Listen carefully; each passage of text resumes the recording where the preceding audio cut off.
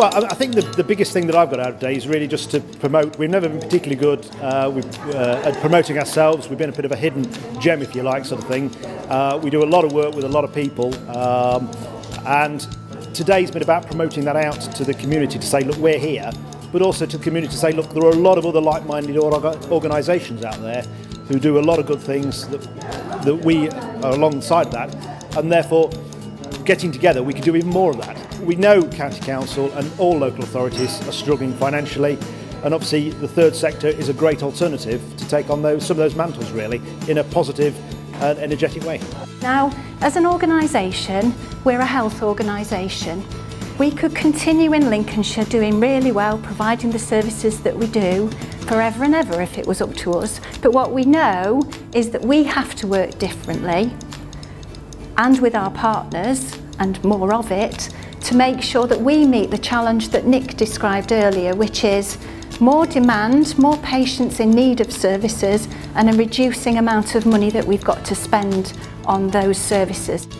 So if we really believe in the importance of local solutions devised by and involving service users and our communities, we need to overhaul the processes to create the space for that to happen. Can our public sector do that? I hope so, I believe so, and it's certainly the time is right now to give it a try. They didn't seize that opportunity to make those difficult transitions, because now we're having to do it at a time when budgets are being cut. And yes, okay, the desire to save money can actually, certainly an accountant would agree with this, can actually force you to come up with better ideas and cleverer ideas. Think laterally, and that is true. But it is a matter of regret that you are having to do this at a time when budgets are going to be cut. And I know, like every MP knows, my surgery is full, my caseworker is permanently dealing with people who are just on that margin.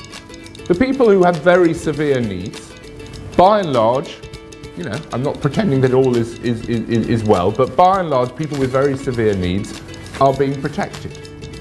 But it's the people who were in that middle ground, you know, whose lives were frankly lives that we would all not envy and not want for ourselves, but whose needs are not so overwhelming, whose difficulties are not so disabling, that they absolutely are critically need of support. And they are the people who are being left alone at the moment.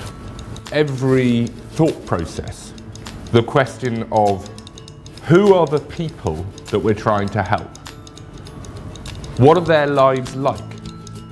What's missing? What will make them feel like they are in control of their destinies a little bit more than perhaps they feel currently? What will make them feel as though they are part of community and part of society, rather than a cog in a wheel or a little number on somebody's form? And I think that the transition that is taking place in social care, with personal budgets, with greater use of the third sector and organisations outside government, is all about trying to ensure that people feel like they're being treated as people, that they are in control of what happens to them, that they get to make decisions about what would really add a little bit of something to their lives, and that they're not a number on somebody's page or a cog in somebody's wheel.